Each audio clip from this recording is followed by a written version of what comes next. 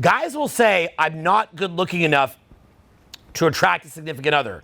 I'm not good looking enough to meet a girl.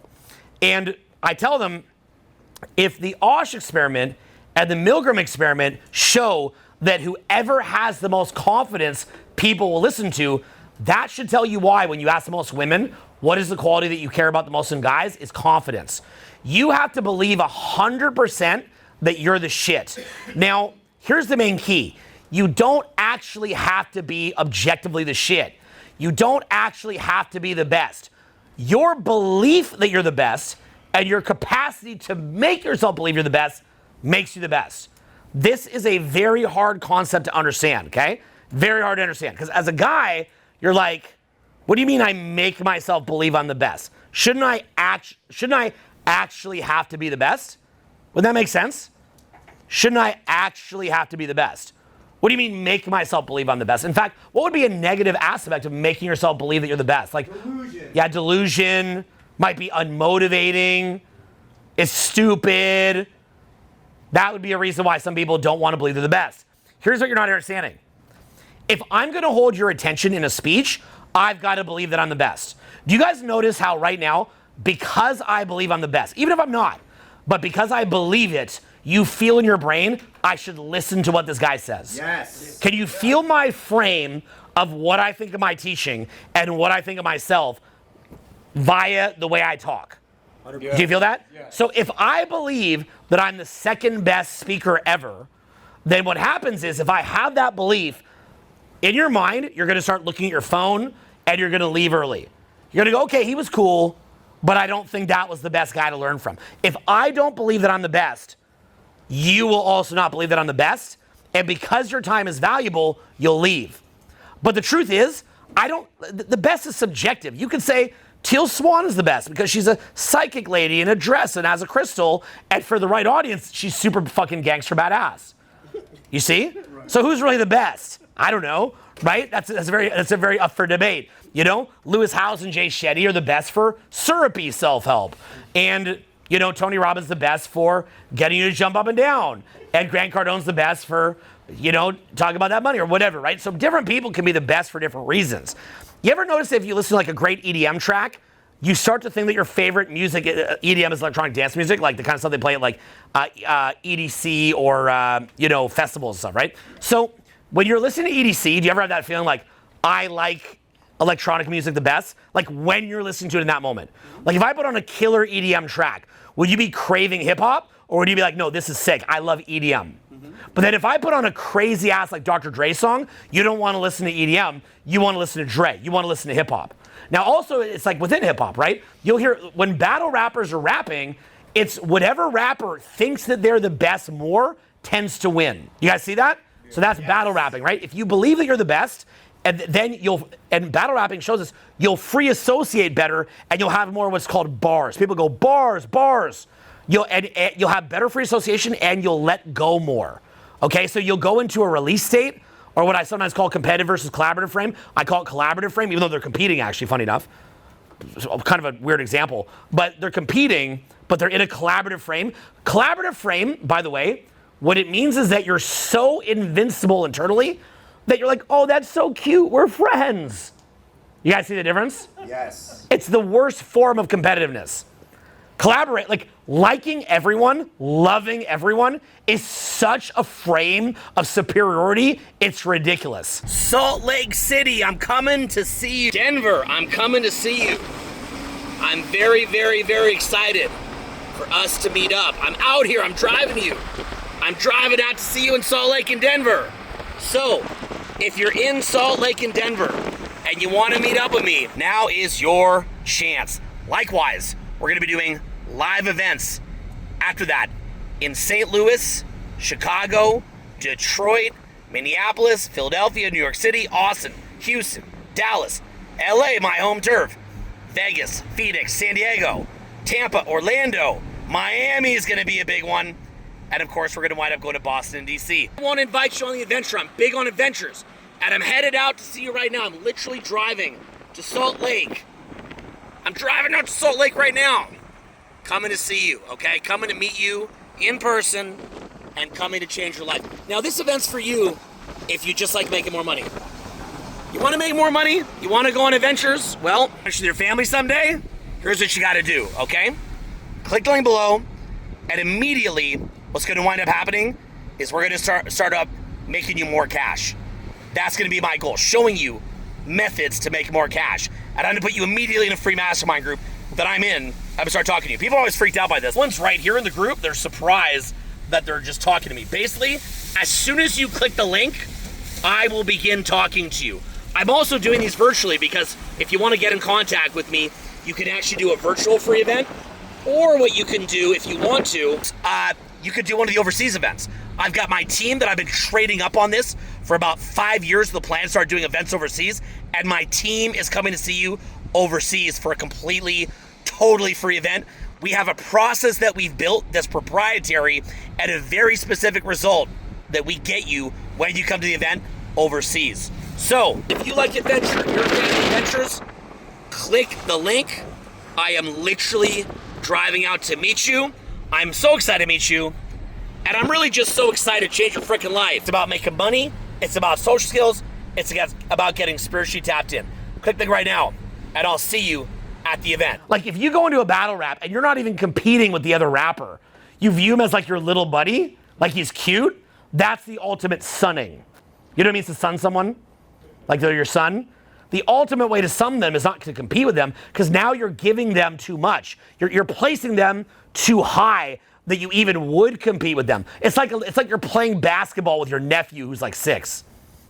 And you're like, oh, here, oh, you know, right? It's like a joke, okay? That's what you should be like with your girlfriend too. Like guys that get all butthurt because like their girlfriend talked to a guy, they're doing too much, man. They're doing too much. It should be to the point that it's like, oh, that's so cute. You're making a little friend. Like, because she's just so lucky to be with you. It just looks so dumb and ridiculous that nothing is taken seriously. You would never argue with your girlfriend. Like, arguing with your girlfriend, that puts you at such a low level because it shows that you care enough to even have the argument. Okay, so you're putting her on a pedestal. That's why a lot of time I'll tell guys I'm not jealous. They're like, you don't get jealous. I'm like, I don't care enough because that's beneath me. Anger is beneath me. Jealousy is beneath me.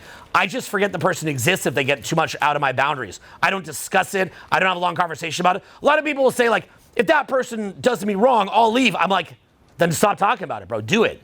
Like, why are you talking about it? Like, if it's that bad, give them the chance to explain themselves. Otherwise, do it. Don't give an empty threat. Like, be about it. Be about it. Look, the guys that can beat your ass, do they get angry at you? No, they just beat your ass. Like, some guy starts posturing at me, I'm not scared. Some guy is just weirdly looking at me, like very calm. I'm like, fuck, this guy could kill me. Okay, so like the silent killer, right? Like the guy, I remember one time my buddy Joe, he was from Philly. That guy got in so many fights, and he moved to Canada where I grew up. That guy was like crazy good in a fight. Like he could beat anyone's ass. That guy will never tell you before he'll knock you out. Like you'll insult him, he'll be like this, hey dude, chill. Hey dude, you need to chill, okay? Don't say that again. Third time, lights out. He'll knock you out in a millisecond, okay? He doesn't get all mad because he knows that he's in a position of power. So he doesn't have to posture. So getting jealous beneath you. Like, I'm going to set that girl straight because she flaked me. That's beneath you. You should already be out with other girls. No reaction at all. But you got to put her in her place. No, you don't. You're already out with another girl. Another girl's already there, okay? So you have to believe in your mind that you're the best. And when you're watching Avatar, Avatar is the best.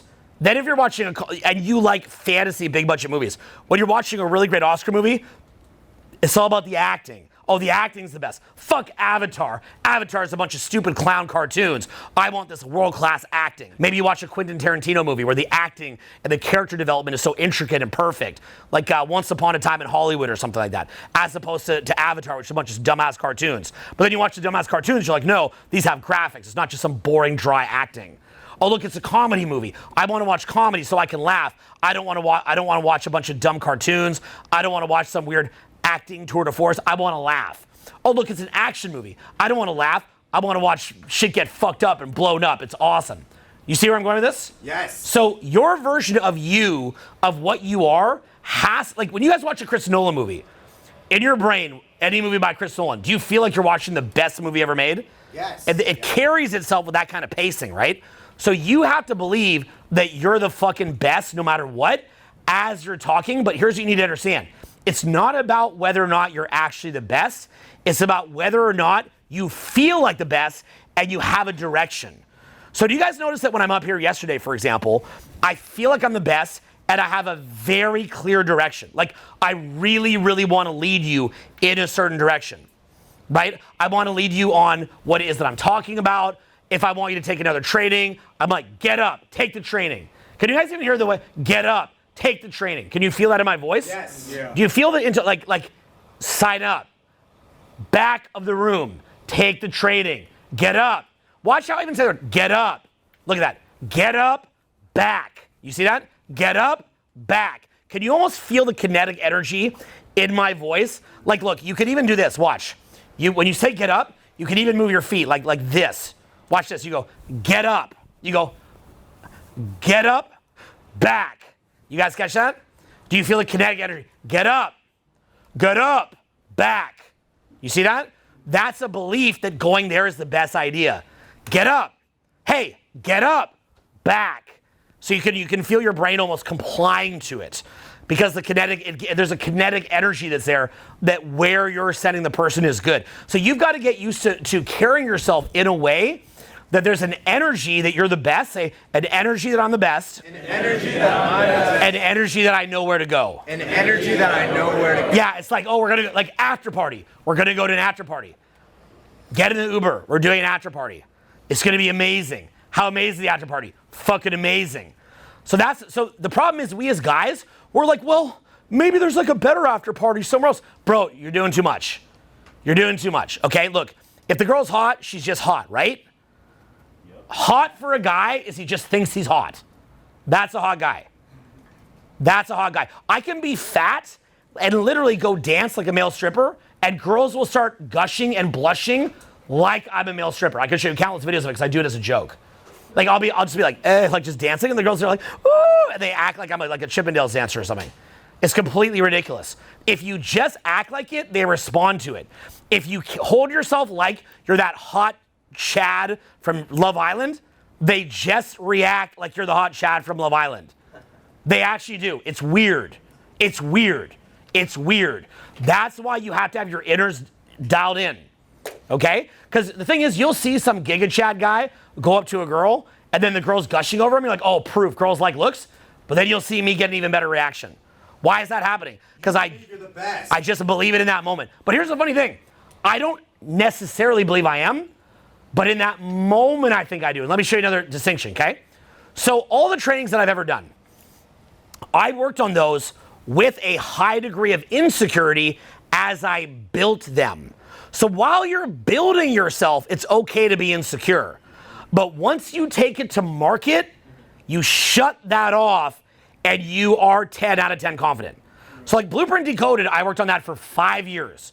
Every minute that I worked on that for half a decade, I was paranoid it wasn't the best program. Up until the minute I pressed the DVD, and I paid about $1 gazillion because it was DVDs back then, and I recorded and I pressed the DVD, I was like, maybe this is not the best. But once that thing goes to market, all that noise is done. We're in a different phase now, okay? Look, if you're having sex with somebody, you don't want to be but when you're having sex, the emotions are like you're the best. You're like, you're like, I'm the man, right? You don't want to be like, well, I'm kind of the man, right? Like that ruins a dance. That ruins a dance, right? That's messing up the dance. So you've got to believe at the highest of levels, you are the best. Okay, I don't care if you're tall or short, bald or not bald, fat or not fat, good looking, not good looking. Carry yourself like your balls are in a fucking wheelbarrow. Carry yourself like you are the fucking man. Everywhere you go, carry yourself like that. Just make a habit every single place that you go, carry yourself like you're the man. So in my brain, yeah, I believe that I'm like not literally God because that's demonic, but jokingly like a God on earth. Now, if you guys actually see the way I carry myself at these events, now today I'm a little cooked, right? I went crazy yesterday. Is the way that I carried myself yesterday a person with massive self-belief or like dubious self-belief? Massive self-belief. So how did that come across in the speech yesterday? Like it was the best speech ever. You guys understand? Okay? So I'm coming at it like it's the best words to ever be uttered by a fucking human. Now, what that does is it makes it easier to pay attention for several hours. You can pay attention more easily for several hours when I have that belief. So great gurus, Alex Hormozi, Elliot Hulse, Tony Robbins, Ty Lopez, many of these guys that do millions in sales, they just believe they're the best. That's it. They just think I'm the fucking best. And repeat this after me, they self-select. Say self-select. They self-select. That's it, guys. They just self-select. They don't wait to be told they're the best. They self-select. Okay? Now, here's where it gets really interesting. Women hate guys who self-qualify, and they hate guys who try too hard. Say, don't self-qualify. Don't self-qualify. Don't try too hard. Don't try too hard. Okay, and a better word for not trying too hard might be acting from approval, because you should, engage. You can't just sit there doing nothing, but it can't be stemming from approval, okay? So maybe that'd be a better way to put it. Now, women are to the point where anything you do, if it comes across as self-qualifying, will hurt you. That literally means, and I'm not, this is not a joke, okay? Because sometimes I think I say these things and people think I'm just trying to encourage the broke guys to feel confident, or I'm just trying to encourage ugly guys to feel confident. No. This is real. If a guy goes to the gym because he's insecure and he gets an amazing shape, he's really jacked, often he will still lose his girl to a fat guy with more self-esteem. This is real. Yeah. Don't ask me how I know. Okay? So it's real, as real can be. Why? Because he goes to GNC, he gets his protein shake, goes to 24-hour fitness and lifts all day, thinking that eventually he'll be enough. And then some guy like me comes along who feels like I'm enough for no reason at all, just because I just feel it in my soul, and that winds up getting her attention away from him. Let me give you an example. There's a girl who lives out here, Darla. Who here knows Darla? You know Darla? Who here knows Darla? No one here knows Darla? You know Darla. Okay, well, okay. So anyway, Darla was with a guy she was married to him, and she's a girl who I know, and she got super jacked. And the thing is, he got super jacked. She's a beautiful girl. He got super jacked. I could call her on the phone. She could break this shit down. He got super fucking jacked. And she dumped him because of it. He went and got jacked, and she dumped him because he got jacked. Now, I know you guys think, it's because she can't handle that he's better looking now. No, it's because he became very uptight and very self-qualifying. It didn't come across like he was doing it for love, joy, or passion. It came across like he was highly insecure and didn't feel good about himself. And she'd look at me having a pot belly, and you know what she'd say? I just like that you're cuddly. I like that you're a teddy bear. I like that you're cuddly. Why was that happening? That happened, okay, she did that after they broke up. Why did that happen? That happened because, in effect, what happened was he was too self-qualifying. I believe in myself 100%. He was like in this demonic pit in his soul that he's not enough, and he thought that she would love him more when he got jacked enough. So he became obsessed with getting jacked, and he basically just was very uptight, and he was less fun, less joyful, and he looked very self-qualifying. He looked very insecure, so she dumped him. I can also tell you that guys who need too much money, not making money for joy, but because they need approval, will get dumped over it. Okay? They will get dumped. Like, you're a millionaire. What happened to you? Yell it out. Just yell it out. My wife developed feelings for another man. Yell louder, please. My wife developed feelings for another man. Yell louder, please. My wife developed feelings for another man. Are you a millionaire? Yes. So that's what I'm saying, right? If he had actually been having more fun with her and not just been working, he'd probably still have his wife. This is just the truth, guys. I hate to tell you. We're going to fix this whole situation for him. But anyway, that's what happens. Anyone else here ever do it where you got totally focused on money and then the girl left you, wife or girlfriend just fucking left you because you just work all the time and she just thinks you're fucking boring? Yeah, we see some hands going up. Right? What happened to you? I worked 12 to 16 hours a day to earn a six-figure income, and she developed feelings for another man. Wow, can't believe it. Yeah? Like clockwork. And then took your kids? And took my kids. Yeah, awesome, huh? Okay, sorry about that. Who else? Yeah, you just yell out what happened? Married for 9.5 years. She said she never really loved me, but I was a good provider. Well, there you go. Yeah. But guys, when I'm saying shit like if you just work and work and work, not out of passion but for approval, she'll leave. This is not me trying to like make you feel better if you don't have money. I'm telling you, the guy who had the hottest girl of anyone yesterday was our boy Jesse at the back. Had that hot blonde with him, gorgeous. And how much a month does he make? Do you guys remember? 4K. 3 to 4K a month. And he had the baddest girl here. So I'm not saying make less money to get girls, but what I'm saying is make the amount of money that you actually want to make. Okay? Like, is Jeff Bezos dating a Victoria's Secret model? Is Mark Zuckerberg dating a Victoria's Secret model? No. Look, I'm part of groups like EO and YPO, okay, and Summit Series. These are some of the top entrepreneurs groups in the world. Okay, YPO is for people whose businesses do more than 10 million a year. EO is for people who do 1 million to 10 million. I love EO, I love YPO. And the wives of those guys are great women, quality women, who I think are fucking awesome. I'm not clowning them at all. But they ain't Victoria's Secret models. A lot of guys think that. Oh, if I got to a certain money, I get a Victoria's Secret model. She's just waiting at the end. If I get to a certain deadlift, a Victoria's Secret supermodel is waiting at the end. It's not true. You look at Zuckerberg's wife, look at the Amazon guy's wife. They're regular ladies. Okay, good girls. They're good girls. But, I mean, let's put it this way. If I'm in a room right now full of very average women or below average, I could show those guys as inspiration for what they could get. Like, look at this. This girl here got Zuckerberg. So, okay, so you could do it too. And they really could. It's the truth.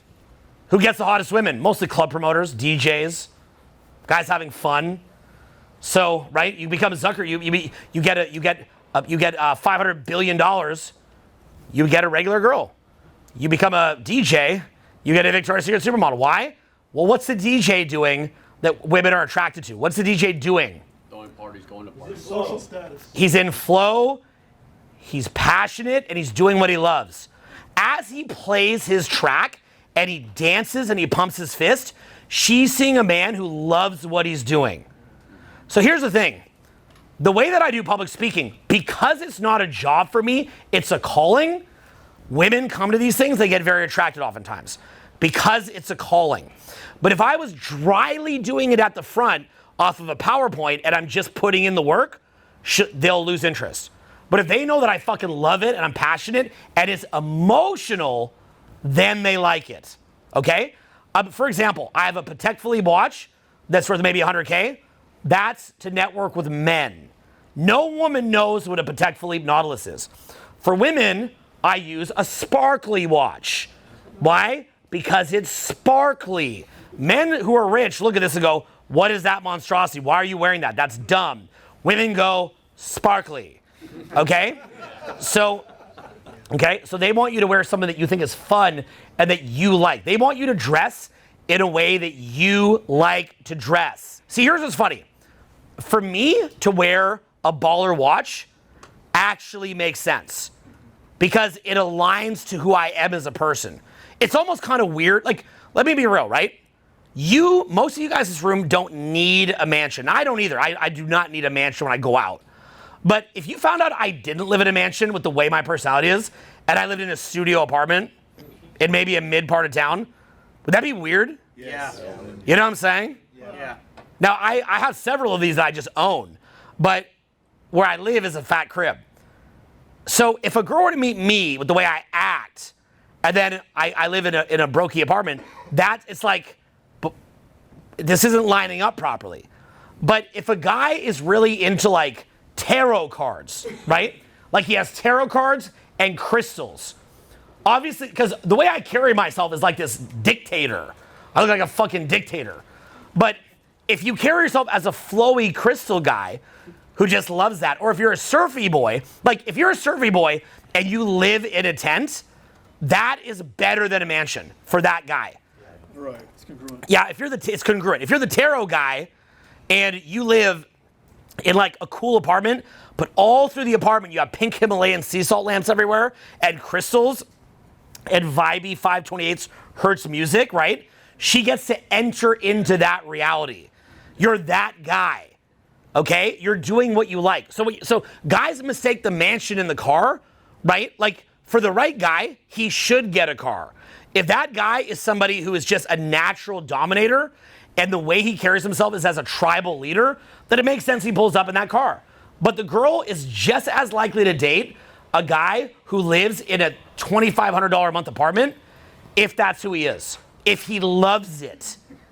Now, here's where it gets interesting. If you hate that you don't have money, it bothers you, and you feel ashamed of it, then it fucks you up. Does that make sense? Yes. Okay? So by the way, so if you're somebody who loves exercise and you love aesthetics and you have a pot belly and man boobs, that will hurt your success. Do you understand? Yeah. That will dramatically hurt your success. Like, if I'm a guy who's really big on being jacked, and I care a lot about being jacked, like I think like the key to life is being jacked, and then I'm not jacked, that would come across in my speech. Why don't I care about being jacked, by the way? That's kind of weird. Why don't I care? Because, to be honest, I trained for most of my adult life, and I just got bored of it. And also, I like food, and also, I like traveling. And when I'm traveling in the Redwoods this week, I don't want to do meal prep. Sorry. There's a really sick place called Arcada Pizza, and I'm going.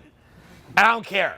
Now, when I'm older, I'll get lean because I don't want to get metabolic syndrome, okay? I don't have a heart attack. But the point that I'm getting at is that I don't care. So because I don't care about being in shape, the girls don't care if I'm in shape at all. If I go get in shape, my results will be zero different. But what if you care a lot about being in shape and it bothers you that you're not in shape? It bothers you. What then? If it really bothers you. Like for you, the eye patch, if you think that's cool, helps you. How do I know? I was in a wheelchair. I thought it was cool, had great results. But if you're like, oh my God, oh I have a patch, oh my God, hurts you.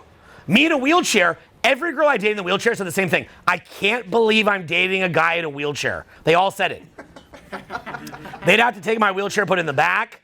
They'd have to drive me back to my house. They'd have to watch me crawl down the stairs, looking pretty weak. And then they had to empty out my piss bottle. Before we'd have sex, baby, please empty my piss bottle. I'd have to roll over, take a piss in a bottle, and have her flush it before we had sex.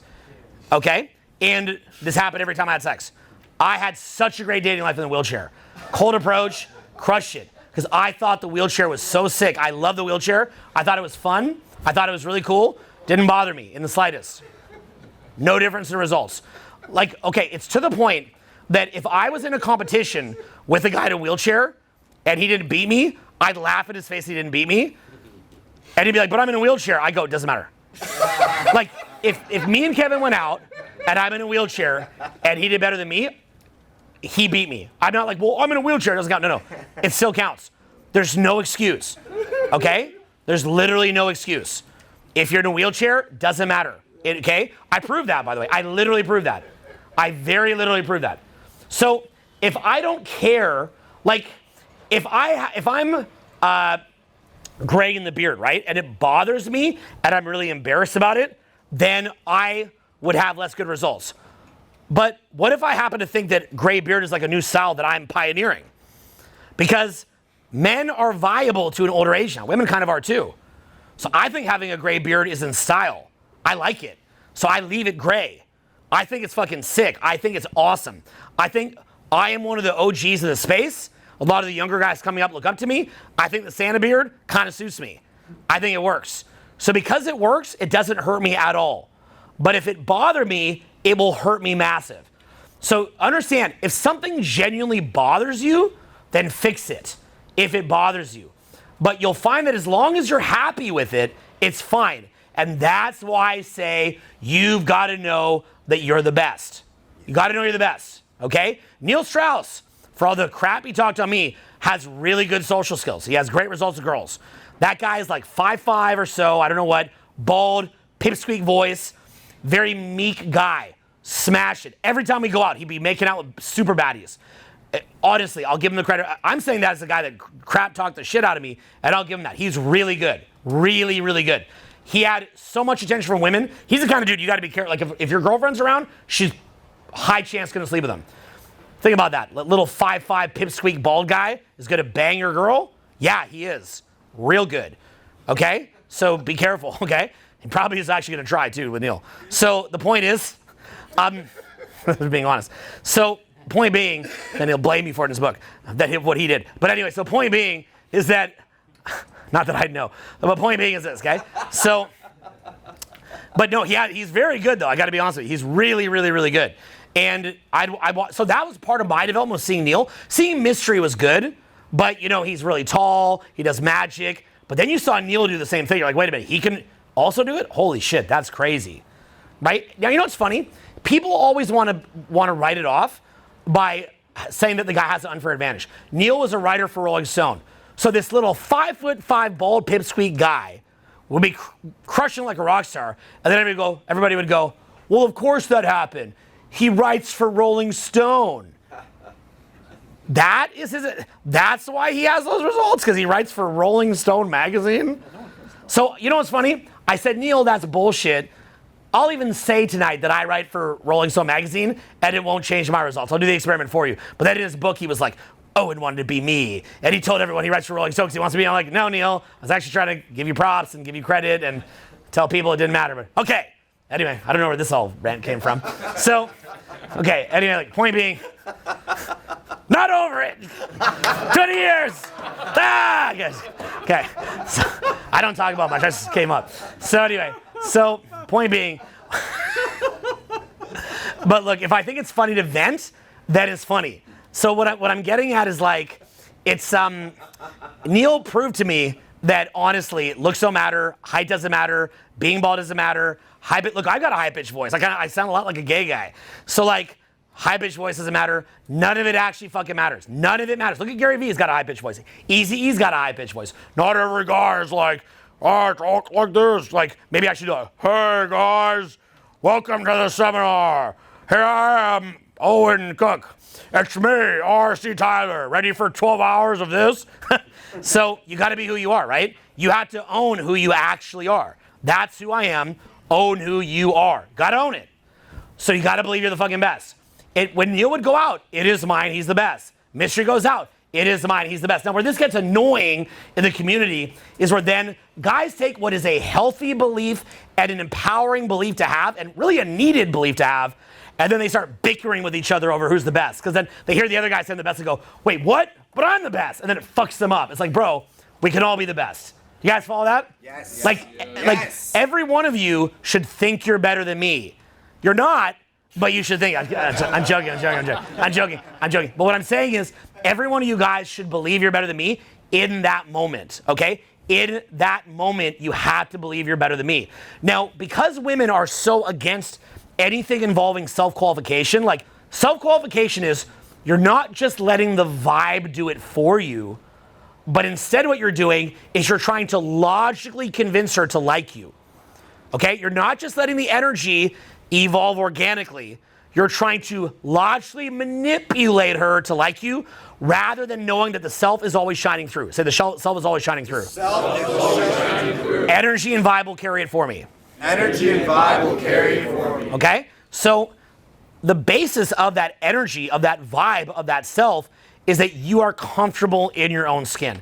In fact, we could make an argument that instead of saying I'm the best, another way to say it that might help you more, depends on the person, is are you 10 out of 10 comfortable with who you are? Are you 10 out of 10 comfortable in your own skin? I would ask you guys, which one puts you more in state, so to speak? 10 out of 10 comfortable in your own skin, or 10 out of 10 you're the best? I'm the best. Who would say I'm the best is the one? And then who would say comfortable in my own skin is the one? So look at that. So that might serve you guys better. It's not even who's the best. It's I am maximum comfortable in my own skin. Another way to think about that is I'm the best for the right person. But that's another way to look at it, okay? So probably because I do public speaking, I've got to come and engage a crowd for many, many hours. I've got to believe I'm the best. But whatever you want to put it, comfortable in your own skin, I don't care what it is, but you've got to believe it. Whatever works for you, you've got to find that within yourself, okay? Now here's the next thing. If you had to do something to get your confidence, to women, believe it or not, that confidence is actually regarded as lower than if it's for no reason at all. This is the thing that guys don't get, okay? If you needed to win, what would you guys think is better?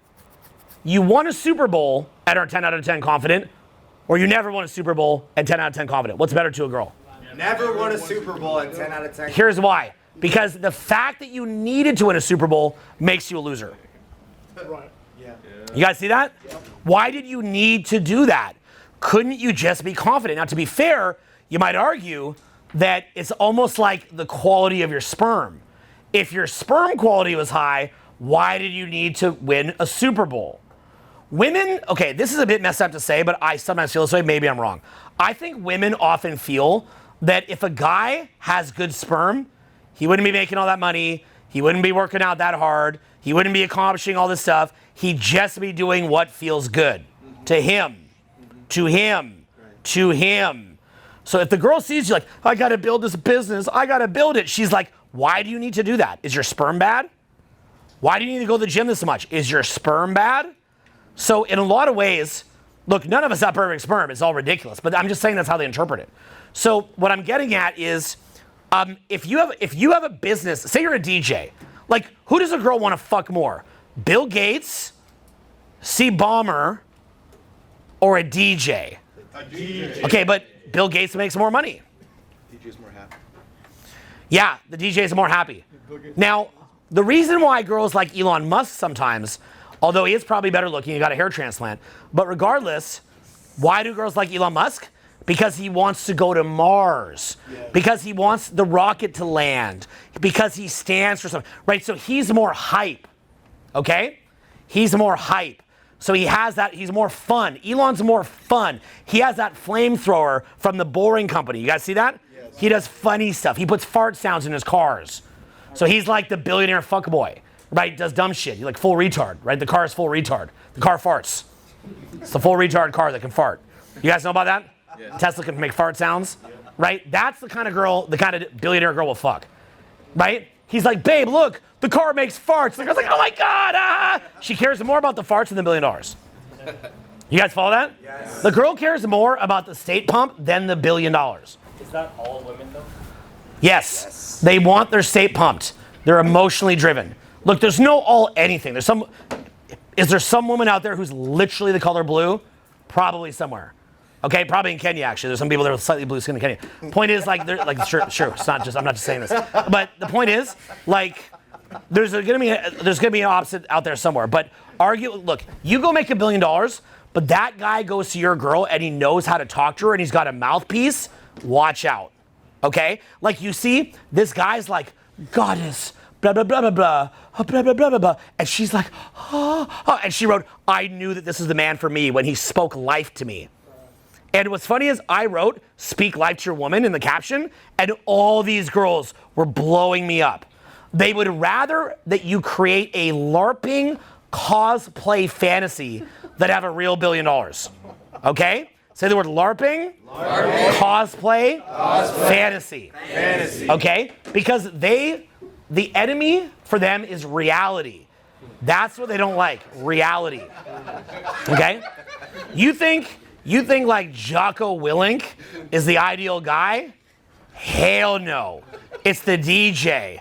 He's spitting records. There's lights everywhere. He's pumping his fist. It's pumping her state directly. Think about it this way, okay? Try to think about it this way.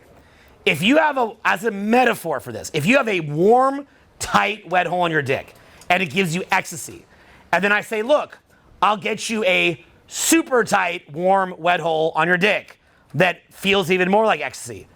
Do you care if the girl has a 401k, or do you care that you're feeling more good feelings on your dick? More good feelings on my dick. But wait, what about the 401k? Say you're getting a good feeling on your dick, and then another one came and you got an even better feeling on your dick, but it's like, but the less good feeling one has a 401k. Do you care? No. Okay, so that guy who speaks life into his woman, who can spit a fantasy and help shield her from reality, is gonna feel better. Remember that women often get emotionally regulated by the man, and then women emotionally regulate the kids. So here's the main key. Women, their highest priority is emotional regulation and getting state pumped.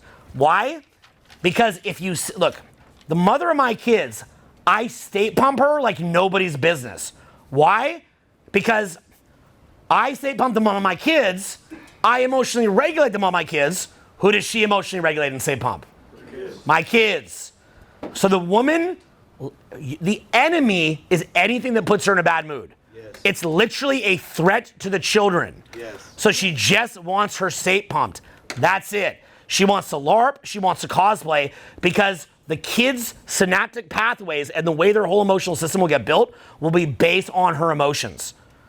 So if you're comfortable with yourself and you feel like you're the best, if in your mind you're the most convincing of saying that you're the best, that makes you the best LARPing cosplayer. That is the most potent thing I might have ever said in my whole career. Fuck yeah. Okay? You believe you're the best, which makes you the best LARPing cosplayer, and what she wants is a LARPing cosplayer. She doesn't need you to objectively be the best. That's men thinking, male thinking. But I have to actually be the best. No, you have to be the best LARPer and cosplayer of being the best. If in your own inner LARPing is live action role play, cosplay is costume play. Okay? It's like LARPing is like Dungeons and Dragons. They dress up like wizard mages and elves, and they go and they reenact D&D scenes, like Dungeons and Dragons scenes, the Lord of the Rings scenes. Okay? LARPing. It's really funny. If you everyone here seen LARPing videos? Oh yeah. They're very, very, very funny. It's like lightning bolt. They're like, ah! Okay? LARPing. So they love to LARP.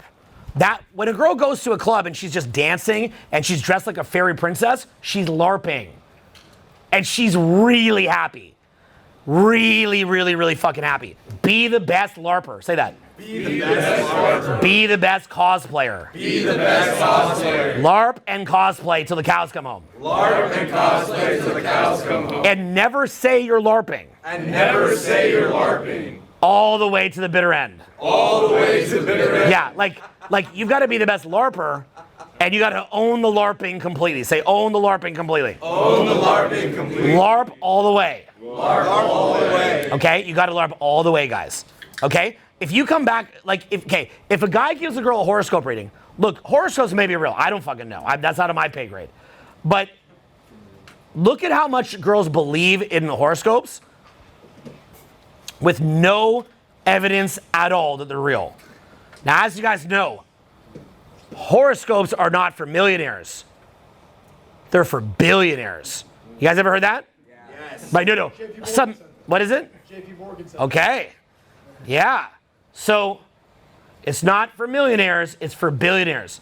Now that may be true, but I promise you that they don't know any billionaires that are doing horoscopes, right? It's like it now. So the thing is, horoscopes are a great example because do you do horoscopes? No. Okay. I don't. Charts, though, but not horoscopes. What's that? There's something called charts, and I've seen that. Okay. Charts, horoscopes. There's one called human. Anyone here know human design? Yes. Yeah. Human design. All this stuff, I'm telling you, is crack cocaine for LARPing. Okay? Yeah, it's entire LARPing systems. Okay? Entire LARPing systems. It's like crack cocaine for their mind. I'm telling you. You have no idea. I could bring 100 women in here and I could be like, look, do you want to talk about how to make millions of dollars? Or do you want to learn about your destiny from your horoscope? They will go crazy. One of my buddies does psychic readings. Real or not real? I couldn't fucking tell you. I don't know. Out of my pay grade. But I wanted him to do a reading on me. I had a hot girl there. Yeah. She watched that reading. That girl, this guy's reading lasted an hour, okay? 1 hour. Do you know how hard it would be to get a girl to listen to anything for an hour? Okay? She sat there like it was like full on crack cocaine, heroin in her fucking arm, and then at the end of it, she cried and said that was the most beautiful thing I've ever heard. It was basically him just doing life coaching, but saying that he summoned it from a, Kevin, what was it? It was like a being? A spirit, yeah, a spirit. The spirits told him, okay? So the life advice was a spirit, okay? So look, in the same way, like for men okay, so try to follow this, okay? When I wear a watch like this or I wear chains like this, okay, what I'm actually doing, if you want to know, in a sales ad, that's called establishing authority. Say the word establishing authority. Establishing authority. Which fixates the RAS. Which fixates the RAS. Okay, so if I say, my name's Owen, and I've done live events in 265 cities, 75 countries around the world, hundreds of thousands of people face-to-face and millions online, what I'm doing is that's called establishing authority, which fixates your RAS. If I show watches or cars, that fixates your RAS. If I show infield footage, that fixates your RAS, because what it does, it shows that you have the result, okay?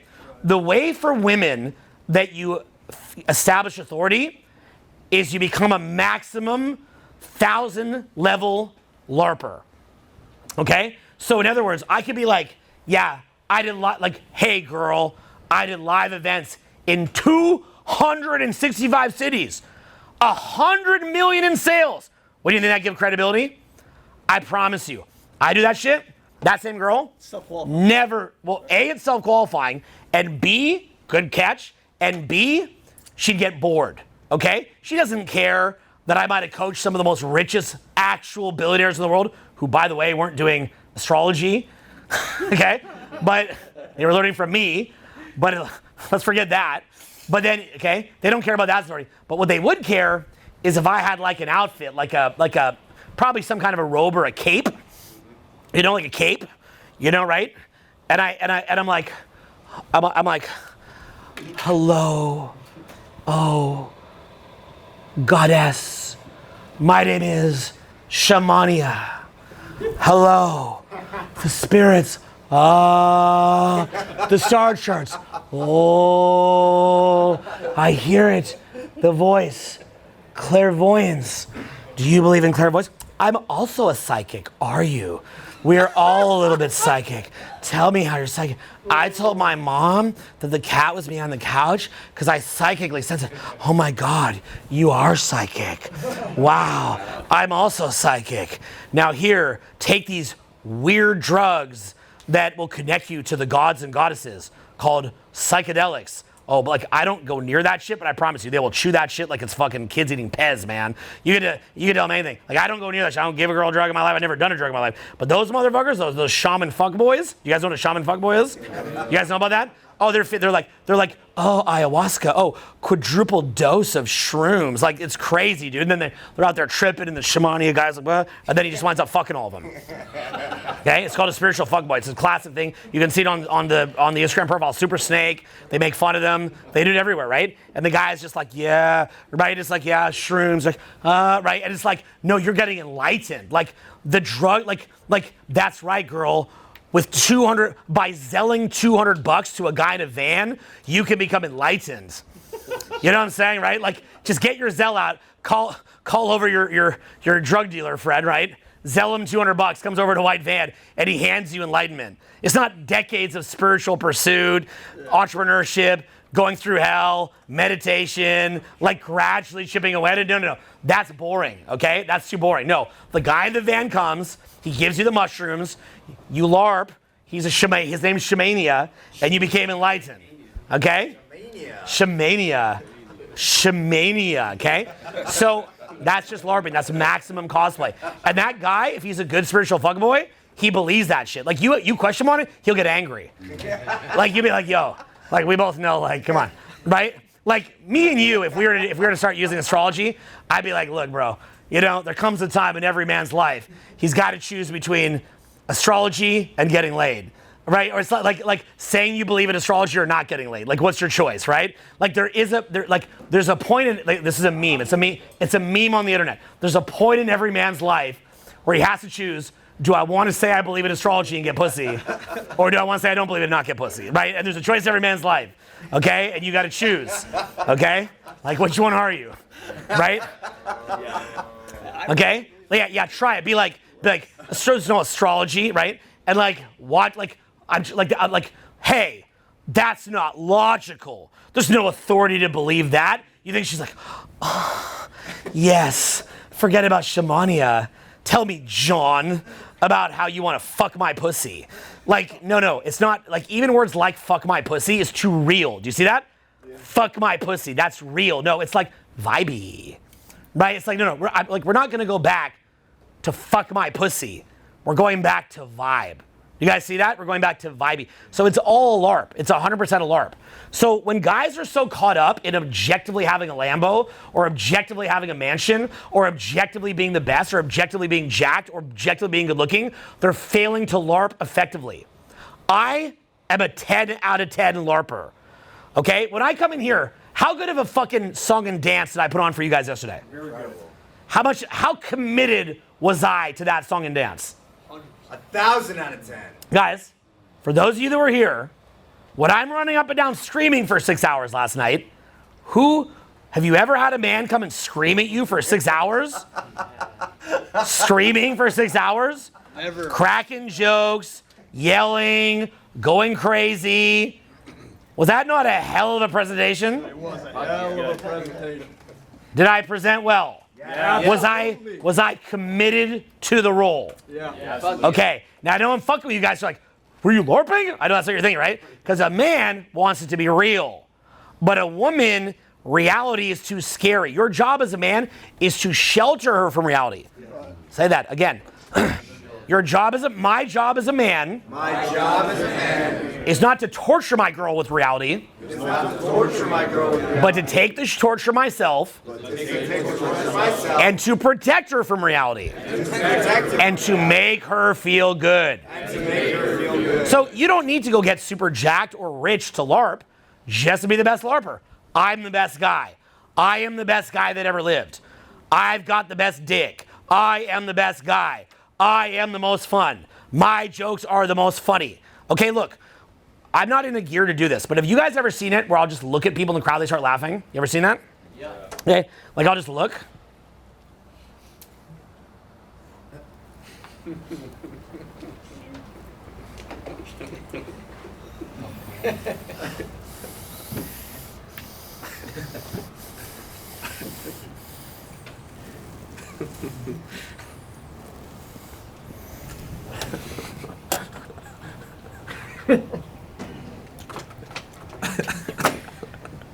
Okay, so when I go in my brain, I am funny, and I say the word psychically lock Psychically lock the thought in your mind. a thought in your mind. Practice.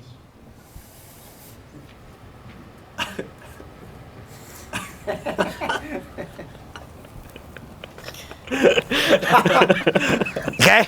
So if I cyclically, if you guys do the same face, but you can't cyclically lock the thought in your brain, it doesn't work. If I psychically lock the thought in my mind that I'm funny, and I look at him, I can literally, like a magician, be like, that, and make somebody laugh by pointing at them. It's like an instant state change, right? Like you change your state to feel like you're funny. Yeah. It's like, But your face is you, funny. yeah, but what makes it, because watch, because if I do the same face, well, now I think it's funny, so it's not going to work, right? So, but if I don't first lock onto the thought like a pit bull that I'm funny, and I just do that, like that, it doesn't. I mean, now you're just laughing at it, yeah. But like, okay, like if I just go like that, it's not. I'm not shooting the energy at you. So the same way that if a comedian locks like a pit bull on the thought that he's funny, if you talking to a woman or doing public speaking to anyone, lock in your brain the thought that you're the best, or call it comfortable in your own skin, whatever works for you to get in state, but you lock onto it, that will be higher value than objectively being the best. Right. Got it? Yeah. Got it. That will be higher value than objectively being the best.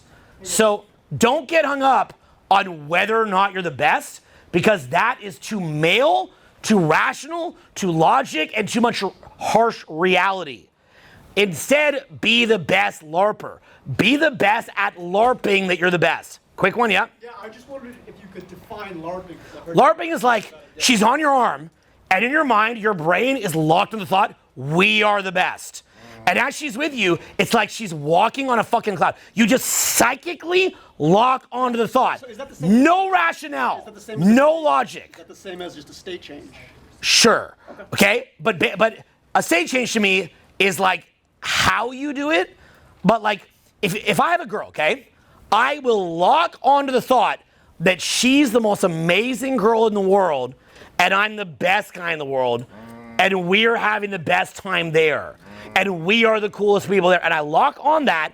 Now we're walking, and as we walk, she's laughing and giggling out of control. I'm looking at her, she's laughing, she's attracted. Then as we kiss, I'm LARPing by locking onto the thought that this is the most passionate kiss in the world. Then when we fuck, I'm locking onto the thought, and this is far from true, that I have the best dick in the world, which is ridiculous, of course. But commonly when you do this, you will provoke immediate orgasm. Immediate, and they slide down and they're like moaning and they're like, I've never had this before. And they become, say the word responsive. Okay, because you believe it. Even with, with each, like there's a difference between like a stroke where you believe that stroke versus like, and you're kind of insecure about it. So you got to believe it. So you got to believe. But that same confidence in sex, by the way, it applies to hip hop dance. Hip hop dance is the same thing. It's a LARP, right? When they're doing their moves, right? I don't know hip hop dance. So if I try to do hip hop dance and I'm like that, I don't believe it. But a good hip hop dancer, like they believe it. Like they, when they do their moves, they LARP. Because you could do the same move, right? Like that. Like that. But I'm not LARPing enough, right? Right, I'm not LARPing enough. Okay? Right?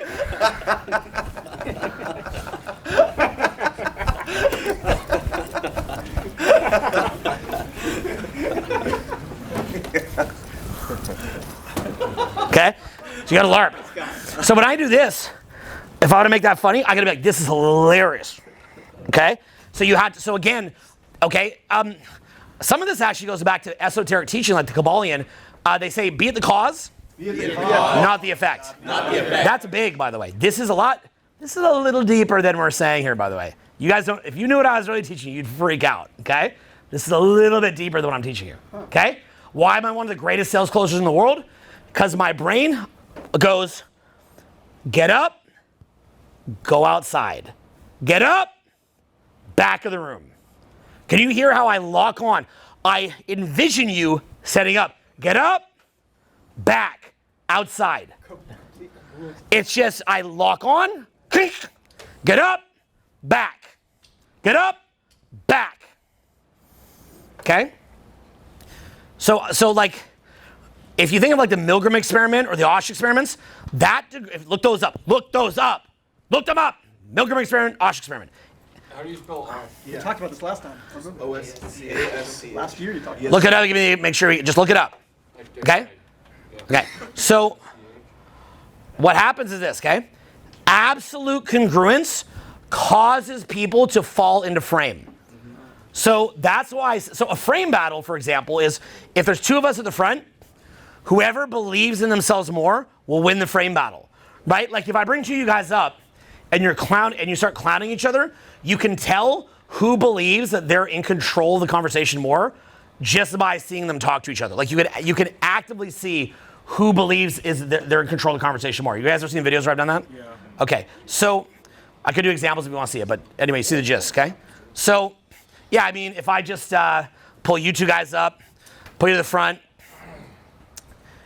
It's not fair because I was working with him earlier. Okay, then you have a seat there, and you hop right here. So basically, just shake hands with each other and try to see who, go here, turn sideways, shake hands, and who in their brain perceives themselves as having more value.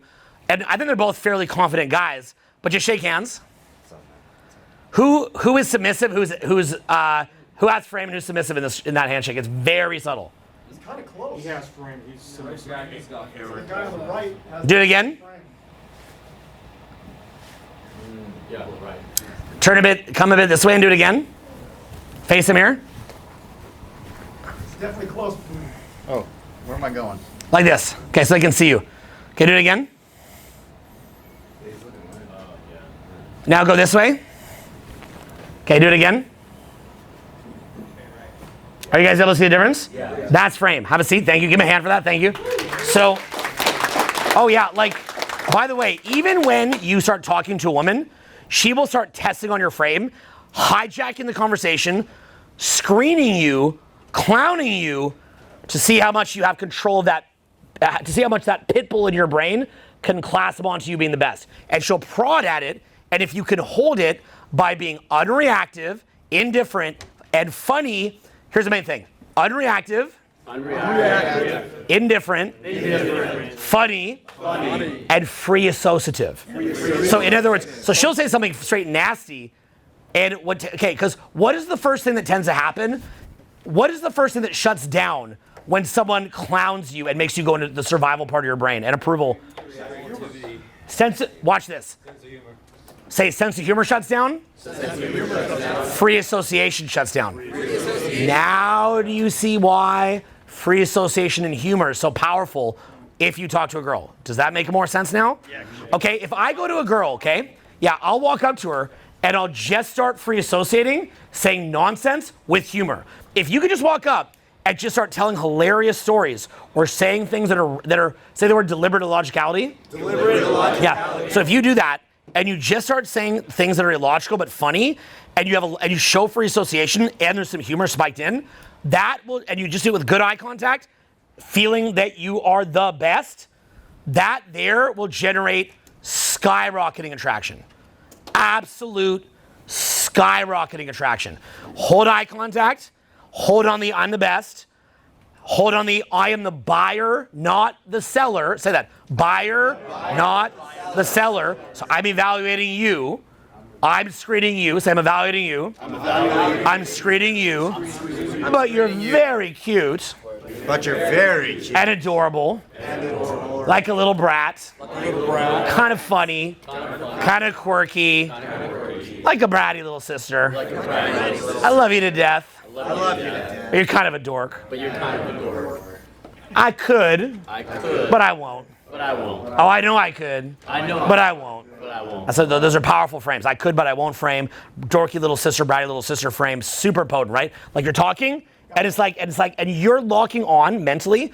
You're locking on mentally that you know that she wants to kiss, but you're not going to do it. Right. If you do that, that is really hot shit. Like hot. 20 out of 10 hot, million out of 10 hot, trillion out of 10 hot, infinity hot. Like it's really good. Yeah, because you look and you hold, and in the same way that I'm making them laugh by locking on like a pit bull as I'm talking, but I'm like, I'm not gonna do it to you. But if in my mind I'm like, I know I could kiss. But I won't. But I won't. Okay, that's called, say the I could but I won't frame. I could, but I won't. Bratty little sister frame. Bratty little sister frame is so potent because the popular guy in high school that they liked treated them like the bratty little sister. Okay? The guy who made them feel safe and loved but would never date them. See that? But still loves her. Like, loves her more because he's a protector than the guy who has a crush on her but doesn't need anything. But she's kind of funny. You know, that's a powerful frame. I could, but I won't frame. Very powerful. So you kind of lock onto these. And you mentally lock on to the fact that you are the best. And this is called LARPing. It's cosplay. Say LARPing. LARPing. Cosplay. Cosplay. That I'm the best. That I'm the best. And that we're the best. That we're okay, the best. so you're basically building a bubble with the two of you where you're having fun. By the way, some people that are fucking psychos, like narcissists and stuff, actually they do that deliberately. I found that out later in life. They call that a shared fantasy. Say the word shared fantasy. Shared fantasy. Yeah, it's actually a very horrible tactic that a lot of very evil, bad people do. And they do it because it works. It causes people to, they cause people to fall in love. I just like, for me, I just do it because I just want to be in love and maybe stay with the person. But the point is, you know, have an ongoing relationship. But for guys that are kind of like devious, they'll do that because they know how much attraction that builds. It's called a shared fantasy. It's like together, like we are, like they do love bombing, and then what happens is like together we're so hot, right? Now you have amazing sex, amazing chemistry. She's the best, you're the best, et cetera, et cetera. Kind of how it goes. Or you treat her like you use a bratty little sister frame. I could, but I won't frame. Then she chases, and when she does nice things, then she's actually going more into the bubble. She's fighting, she's qualifying and fighting her way into the happy bubble, into the happy circle, okay? So, does that make sense, guys? Yes. Because you're kind of saying, I don't know, and then the more that she's nice, the more that she enters in the shared fantasy. Again, that's something that I found out later in life, but, you know, like, there, you know, being somebody who actually has social skills is something that everybody should have, not just some weird psycho, you know what I'm saying? Not some weird NPD guy. Like that's just called social skills, guys. Like sweeping her off her feet, romance, charm, being a charmer. Say being a charmer. Being a charmer. Yeah, it's called, I'm just teaching you how to be a charmer, not a psycho. Yep. Can you talk a little bit more about LARPing until you die and never giving the LARP? Well, what happens if the spiritual fuckboy is like, literally like, I don't know, again, I use no drugs, and I'm not joking when I say this. Absolutely don't get involved in any drugs. It's not worth it. But for that spiritual fuckboy, if he's blasting shrooms with a girl and he's like, oh, like we're talking to Kali and all this shit, and then out of nowhere he's like, we're not talking to Kali. You're frying your brain, you dumb bitch. He does that out of nowhere. Then, you know, yeah, like she's gonna be pissed. You know, yeah, like I'm not talking to spirit. You're fucking dumb, right? Like just, yeah. So you gotta hold the alarm. Yeah. What you're saying sounding strange because like men's LARPing is like Civil War reenactment. It was just his death. Cool. Yeah. That's completely opposite. Yeah, so some men would reenact Civil War, right? But women want to reenact being a fairy princess who's like getting enlightened, right? A lot of girls want to feel like they're getting enlightened. A lot of girls also want to feel they're an angel, right? If you put out angel wings, many women will feel very drawn to get in front of it, to imagine they're an angel. If you tell a girl she's an angel, that's a very big compliment. She wants to be an actual angel. She wants to be a princess, an angel, beautiful, most beautiful girl in the world. She wants to be a fairy. She wants to be a vibe. You guys ever seen the videos where I go, are you a vibe or are you stuck up? Are you a vibe? They want to be a vibe. They want to be a vibe. If you went to a girl, you said, have you ever just had this thought? Give me one second. Have you ever just had this thought that like all this bullshit work is just fake and really what you're born to be is a vibe? They'd be like, yes, yes, yes, I'm a vibe. Be like, you are a goddess. A princess. You are a fairy who's entered into this world free, bringing energy, bringing light. You're a light bringer, and like you're a vibe, etc. That's good LARPing. That's very real. But the thing, like, look, guys, try to put it in context. Look, as much as we can laugh at a girl doing this, girls are not the ones that went around fucking murdering each other and pillaging each other's villages for all of human existence, right? Like, we're like, oh my God. That bitch is LARP, that she's a fairy. That's so terrible. Meanwhile, men pillage each other's villages, like go kill little kids to take the grain. Like, I think a little bit of like fairy reenactment is not as bad as like pillaging a village to take the fucking grain. You know, like all like men do way worse crazy irrational shit than women do. Like Genghis Khan, like I could say the word Genghis Khan and most guys in this room, including even me, which I'm not proud of, kind of think that's cool. Like if you came to me, you're like, you're kind of like Genghis Khan, I'd be like, really? Cool. Tell me more. Tell me how I'm like Julius Caesar. Tell me how I'm like Genghis Khan. Like a mass murderer. Like a guy who's burning in hell, but a guy something that's cool. So guys like, you know, we have our own issues. You know, male toxic masculinity is like murder and death and stuff. Women toxic femininity is just like a fucking fairy and believes it and takes some shrooms. You know? Yeah. Regular people, like, you know, people with jobs, what does LARPing exactly look like? Yeah, that's a great point, right? So a guy who's not a DJ or not a surfy boy, right? Because like the surfy boy can be like, we're beating the matrix. We're not like those superficial people with a job. We're out here camping in nature the way we should. That's some killer LARPing, right? Like a guy in a van who's doing van life, that's killer LARPing. But like he's on his mission. Like you guys don't realize that. Between having a $200K a year job, struggling to pay your mortgage, versus a van with a bed in the back, and you're like, baby, we're not in the matrix.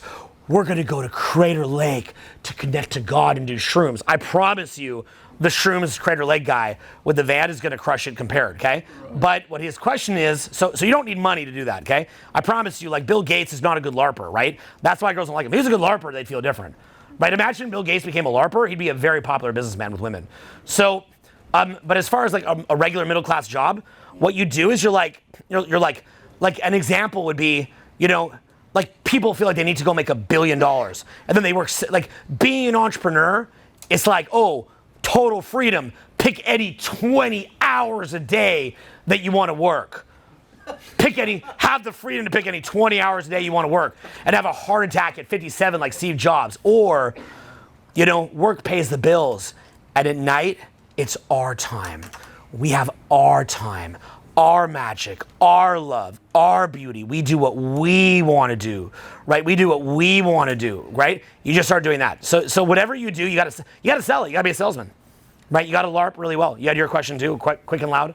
Yeah. So when does a LARPing have diminishing returns? Like, because part of what you're saying is the fantasy part. I get that, but then the other part is like kind of the over validating, saying that they're an angel and things like that. Like, does that have? Here's the thing, right? The first question. The second You always know that I tease. Again, bratty little sister frame. I could, but I won't. So the bubble is what they want entry into by meeting your standards. Next question. Yeah, the next one is, oh yeah, that belief of like I'm the best, right? Would you ever let that come out of your mouth? I mean, because like when you're, I don't need to because fucking or whatever. if I go to him, right, and I go, and I come in and then I lock it on funny and I go, I'm funny. I'm the funniest. That's not needed. I just lock onto the thought and it shoots out. When Mike Tyson knows, not that I would ever do this, but or could, I couldn't even do it. But when Mike Tyson says he's gonna kill your ass, and his brain he's locked into, I'm gonna kill you, and that's emanating out of him, that is the scariest look you've ever seen. That's the goddamn Undertaker coming to take your life, right? So yeah, so Mike Tyson used to say in his videos, he takes his opponent's soul before he even starts the fight. Fuck yeah. Yeah, before the fight even started, he already took his soul. Yeah. You guys see how that works? Yes. You guys catch it? Yes. Okay, you know why that is? Ever. Because he goes up and he already knows he's gonna kill you, and you feel it, and his reality he says that the fight is won or lost when they look at each other with the ref there. That is the ultimate analogy of attraction. If you believe you're the best, and you walk up, you look at each other, and you believe it, and you hold frame, and you believe you're funny, and you're LARPing well, she will buy in the frame very fast, or she may chip away at it for a bit and test the frame and then buy in. But you gotta be a great LARPer, truly. And by the way, this is not a bad thing to do. Like, it's called being charming. Yeah. Be a charmer, right? So many guys are so focused on, I've gotta look like this, my body's gotta be built like this, I gotta make this much money, with no charm. They have no seduction skills. They have no charm skills. They're anti-seducers. They're anti-charming. They don't know how to spin a yarn. Say the word spin a yarn. You got to learn how to spin a yarn, right? It's called charm, right? It's just called charm. It's the lost art of charm. And you got to understand, her priority is that she has to emotionally regulate the kids.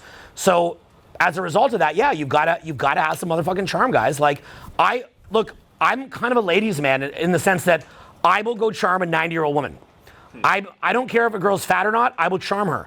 I'm always charming everybody around me. That Uber driver woman who's been driving Uber all fucking day still has that like inner child that wants to giggle and laugh and play. And I'm gonna try to help her to get that out. I don't care if she's ugly or not. I'm gonna make her day better. I'm gonna charm her. And if I see a 9-year-old lady, I know there's a part of her that she hasn't accessed probably in 30, 40 years. So I had to help bring that out. Now, this would only be with consent, right? I don't just go blather this out to someone who didn't ask for it. But if the vibe is escalating and you kind of say some funny, a little bit outlandish, kind of fun things, that could lead to some pretty naughty talk with a 9-year-old. Like it gets pretty naughty. And it can get nasty. Because here's why. Because a true ladies' man likes bringing joy. So like, see, when you say why do that, because you're still thinking what you could take. But let me show you something. How much money have you ever paid me? Well, I haven't paid you anything. I've come with these. Now watch this. Are you enjoying that I'm charming you? I'm charming you in the same way I'm charming everybody else here who paid. Well, you were talking about naughty talk, but what you're doing. Slow down. I'm up here. My voice is not exactly too chipper right now, bro. This hurts, okay? This actually hurts a lot, okay? I've been public speaking week after week. I did my LA event last week. It was who here was the LA event last week? It was a massive fucking crowd, and I had to scream over that fucking crowd, okay? I'm hurting right now. I'm inflamed. I spent half the day at fucking Archimedes Bond. You're trying to get de-inflamed, okay? So thank you. So I'm here charming you. By charming, I mean educating you. And a better word would be, say the word engaging. Engaging. Okay? So I'm engaging you, and I'm enjoying engaging you. Now, you just bought a 12K package with me? Yes. I'm engaging you, I'm engaging him. Now, he'll be at the 12K one, you won't. But while we're here together, I'm going to engage you just as much. Sure. Why? Because I love you. Okay? That's it. Sick. Okay? I'm not trying to get anything from you. Right. You're a person. You're a human. I was just wondering about the naughty talk specifically. Okay, so why would I give naughty talk to a little old lady, again, with consent, if it got to that point and she's receptive and it's clear and it's clear. I'm not saying go to a 9-year-old and be like, okay, I'm not saying that, okay? But I'm saying if it's mutual and clear and established, and she's laughing and she's smiling and loving you and she's consenting, then at that point she has affirmative and enthusiastic consent. Then yeah, sometimes you just say some wild things, and again, if it got to that point, it's natural. And often they know it's not leading to sex, and they will repeatedly just say the word thank you, almost in tears. They'll say, like in the same way you give I'm not comparing apples and oranges here, but if you give a sandwich to someone starving to death, they're very grateful. A woman who's never been engaged like that, who's viewed as invisible, and you go engage her like that, that's a very beautiful place to be coming from, okay? And, sometimes I make out the fat chick too. And guess what? I like it, and I'll tell you why. Because it's still a woman, and she needs love too, okay? Fat women need love too. And so I got very good karma, guys. I got very good karma. So, okay, I've dated some of the most beautiful women ever to live. I could show you who I've dated if you ever want to see. It's amazing. But I'll show you anytime you want. But some of you guys know my exes. But the point is this, okay? If I see a girl and I think she's a sweetheart, she's a little soft, I can roll with that. She's got nice lips, nice tongue, I can roll with that. I don't care, right? So I want to make her have a good time too. Okay, some of you guys in here are broke. Who in here is like flat broke and like probably 3 years away from ever doing a training with me? Put your hands up, you can tell me. They can't. Anyone in here? Yeah, but I enjoy helping you. What's that? I can't do a 12 crit training. Well, there you go. Can you do a 5K or anything? Maybe. And we'll talk. Okay. Well, anyway, hey, you can all leave now. Okay. So, but any of you guys here may be a little tight on money. I want to help you. I don't care. Like I do free events because people need help. So it actually raises my self-esteem to be say this word, the emanator of vibes. Rather than the taker of vibes. Yeah, you can be a receiver of a vibe and enjoy someone, but you also want to give no matter what. I don't have to run this event this late. I don't have to run my trainings as late as I do. I don't have to put as much value in them as I do. I don't have to put out a 5-hour video regularly. I do it because I want to charm people. I want to engage them. So I like to engage everybody around me. And what they really want is they want to live within that world. I think the essence of being a man is that, here's the most extreme example. Take money as an example, but you don't need to do this with money at all. But take money as an example. Imagine you're so rich. Now, to get rich, you went through hell. You went to hell and back to get rich. You had to learn thousands of brutal lessons. But when you're out with your wife, do you want your wife to have to say, I'm just a mom? Or do you want her to get to be a business owner too? So you buy her a little spa, right? It loses 20K a month. And when you're out, you never tell her. And when you're out, they say, what do you do? Oh, I run my seminars company. What do you do? Oh, I run a spa. Oh, wow, you run a spa? You're like, in your mind, you're like, 20 grand a month losses, okay? But she now she thinks she runs a spa. She shows up at 11, waves at everybody. She doesn't want to do any of the work, but she gets to feel like she's running a spa. That's an example when you're rich that you can make people feel protected. You know what I'm saying, right? If my sons are on Christmas, I can buy their mom's present, and I can say, oh, hey, Tristan, this is from you. This is your present to mom. He's like, I got mom a present? Of course you got mom a present, Tristan. Of course you did. Okay, maybe I could take him out and have him pick it or something, but I'd be the one paying for it, right? So he gets to feel like he's paying for it. Now, I always want people to feel that they're important. The problem is sometimes I make people feel so important, they think I'm using them and shit. I'm like, wait. Oh, no. I'm like, no, we're not taking LARPing that far, okay? That's a little far for your little LARP buddy, okay? But that can happen, right? I always want people to feel valued, okay? What do I say at the end of every single free video that I paid all this money, time, effort to put out? What words do I put? Thank you, right? You were part of it too, Your one view was part of it too, okay? Right? I'm LARPing with you, what I'm saying, right? I say, I love you, thank you, I want you to feel valued. And it is real. Because you know why it's real? What if the world was empty and there was no one to serve? That'd be a very dark place. So the fact that people are there to receive it allows you to be at your best. So when I say thank you, I mean it. So in the same way, it's like, you can do that emotionally. You want to create a beautiful reality for the people that you're talking to. So when you're together, it's like you're walking on a cloud. When I'm with my kids, I want them to feel like they're with the best dad, the strongest dad, the leader. Their dad's a fucking superhero. Your kids should not have, if your kids want to watch cartoons, great, but they shouldn't have to watch a cartoon to feel their dad's a superhero. It doesn't matter how much money you actually have. You just take them to softball. You take your son to softball, you could be a fucking superhero. It's in the way that you go about it. It's the energy that you're generating. Great sex doesn't mean that you have to have the biggest dick. Great sex doesn't mean you have to have the strongest tongue. Great sex doesn't mean you have to have the best cardio. Those things don't hurt, but you actually don't. It's do you believe it's passionate? It's the energy that you pour into it. That's someone who creates energy and is a energy generator, not a black hole. It is someone who's a generator, say generator, not a black hole. Somebody who emanates rather than a taker. Yeah, is really what it comes down to, right? So when you can do that, it's kind of like you're fucking her before you're fucking her. Got that? You're fucking her before. It's the pre-fuck. Okay? So if I had a girl here, there's no girls here today, but sometimes I have girls seminar, and I'll literally be like this, and I'll show myself talking to her, and I show not literal, not physical or literal, but energetic penetration as I talk. Okay? Like, as I'm talking, I'm going into the base of her brain. Okay? I'm right in her mind. So can you almost feel my words rattling in your head? Almost taking over your thoughts? Because I'm choosing to enter into your emotions and into your soul.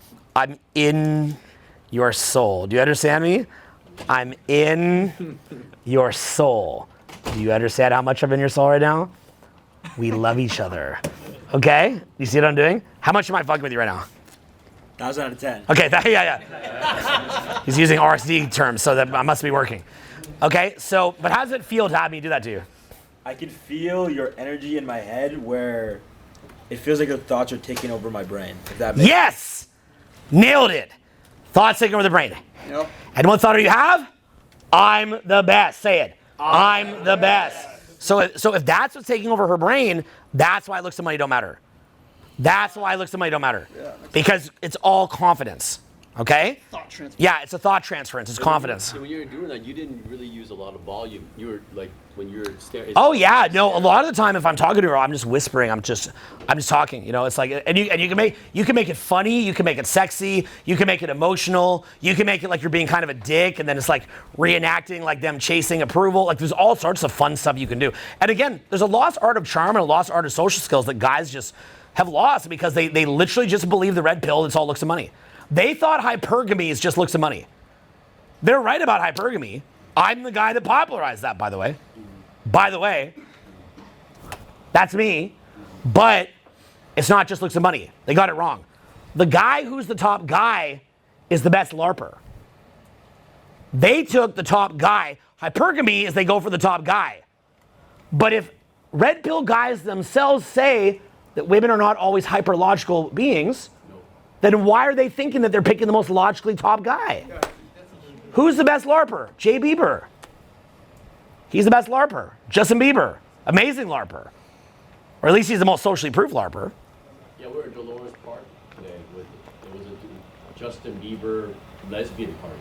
It's the weirdest. Lesbians for Bieber. Yeah, we picked up a bunch of girls. They're Yeah. all going to the lesbian, like Bieber off. Like, They just want to be near him Yeah. because he's LARPing, right? He's got a song, One Less Lonely Girl, right? And then there was even a scene with that singer who he pulled on stage, and then Billie Eilish, who's a female singer, pulls her on stage, and then he hugs her while singing One Less Lonely Girl. Now he's singing One Less Lonely Girl while he hugs her, and then she's LARPing that she's not lonely anymore. But is Billie Eilish even lonely? No, it's Billie Eilish. She has endless people trying to get her attention, right? But for that moment, she's LARPing that she's lonely, and that Justin's curing her. So she's going with the LARP. She wants to LARP. She wants to cosplay. She wants to LARP. She wants to. You got to cosplay with him. You got to LARP with him. Got to cosplay. You got to LARP. The movie The Fountain literally showed this, right? Hugh Jackman's trying to save his wife's life when she just wants to do cosplay. She'd rather be dead than sit there in reality but lose 6 months of cosplay. She just wants 6 months of cosplay. They live for this. They want to have fun. Girls just want to have fun. Oh, girls just want to have fun. They want to have a fun time. Why are you fighting this, guys? You're making this way too hard. Stop fighting it. Just have sex. Just enjoy. LARPing is life. Yes. Authenticity is LARPing. Yes. Authenticity is Yeah. Say it one more time. Authenticity is LARPing. You're authentically LARPing. LARPing. What? Okay, look. If I go to your grandma and I'm like, Not my grandma. okay, and I go, hey, my name's Owen. What's your name? That's rude. If I go, hi, it's nice to meet you. What's your name? Velma? That's what my grandma's name. Velma is your name? Wow, your son is really amazing. Or your grandson is just incredible. You're so lucky, wow. Oh, you're knitting? What are you knitting? That sweater is beautiful, wow. Is this your cat? What's your cat's name? Felix. Oh, Felix, come here. He's so cute. Hello, Felix. This is the cutest cat. Oh, you stay here all day knitting and looking at your cat? That's so beautiful that you have a relaxing life like that and you're so proud of your grandson. That's amazing. Like, is that fake? Well, it can be. No. Anyone who doesn't do that should die. Okay? Yeah. Anyone who doesn't do that should just die. I'm saying people can do that where it does come off as fake. No. That's what I told you. You have to LARP properly and be convincing. Okay. You got to LARP properly. Okay? You got to own it. Never break frame. Don't break frame. So yeah, if I talk to a baby and I go coochie coochie coo, it's like, but is that really authentic? Were you teaching that baby to be real or teaching it to be fake? Okay, it's a baby. You understand so much of masculinity, okay?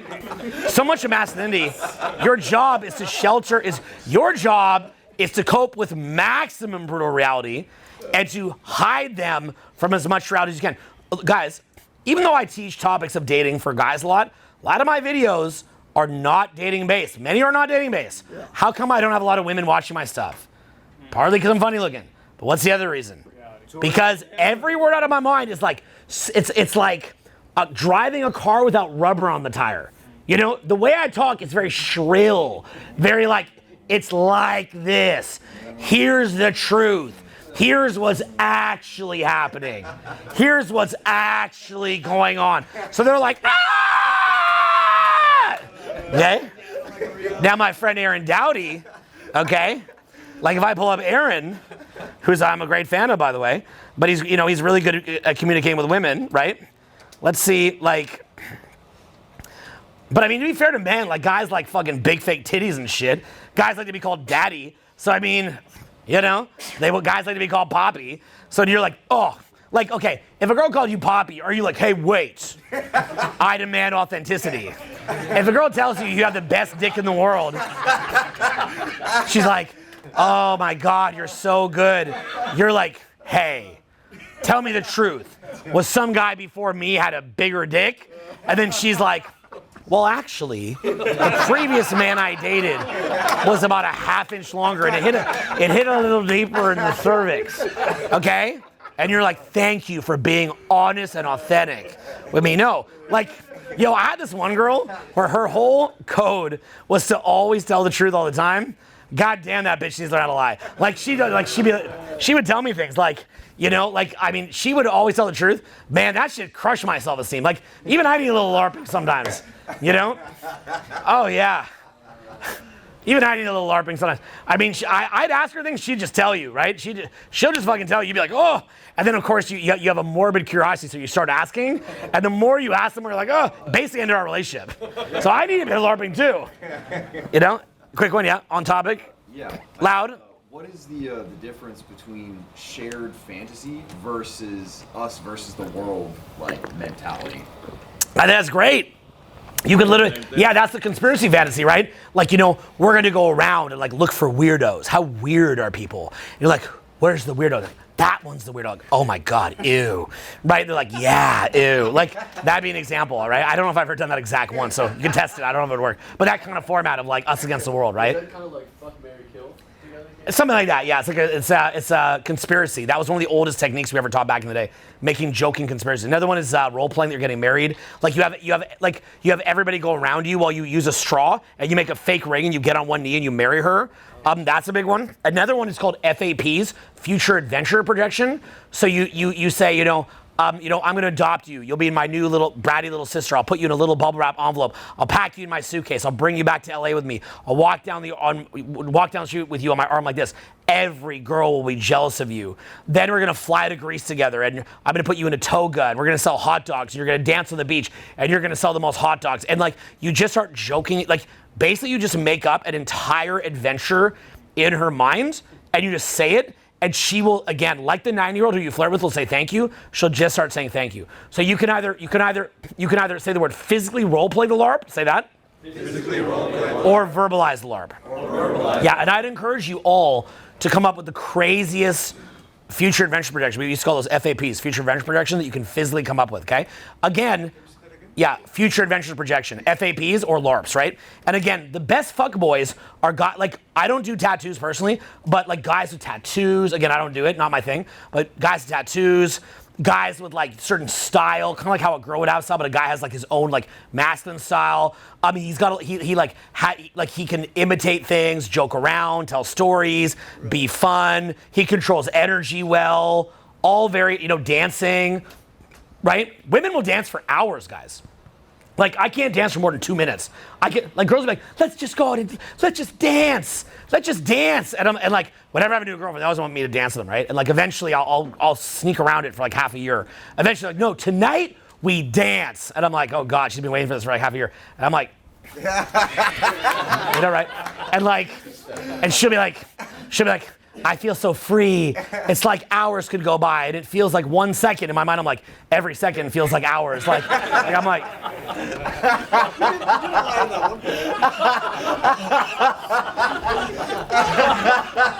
Oh my God. I remember one reel where you did all right. Yeah, get it. Yeah. I feel so free. I feel so free. Okay? So, he wants to be free.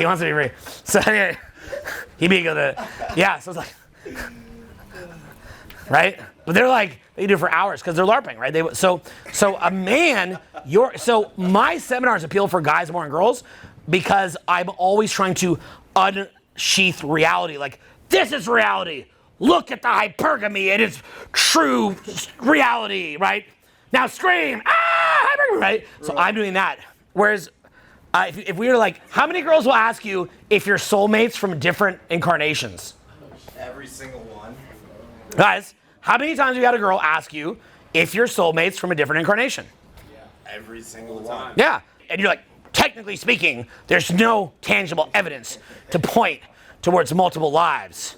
No, you say, I have memories, right? You have to be like, I have memories of it, right? Right? And you're like, did you have them too? I didn't want to say anything. I didn't want to say that I had these memories of us from before, from the before times. You remembered it? And they're like, oh my God, I also have those memories. And in your mind, you're like, fuck, does this bitch hallucinate? Like that's a little scary, right? That's kind of scary. But 100% of them have it. 100% of them have it. So you have to go with it, right? Like any guy who's like, technically speaking, that's not true. And right? Like say a girl's like, am I the most beautiful girl in the world? You're like, well, technically speaking, there's 8 billion girls, right? So women live in the land of emotion, right? And they have logic too.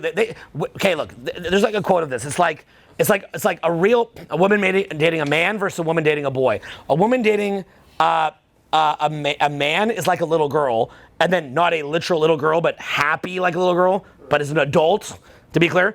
And then a girl who's dating a boy has to be like a boss babe.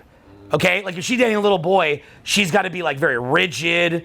And so she'll be like, if a woman doesn't feel safe and the guy cannot provide I think it's called containment. Say the word containment. So if the guy can't provide containment, then she's got to provide her own containment. And then she's just regularly very, very angry.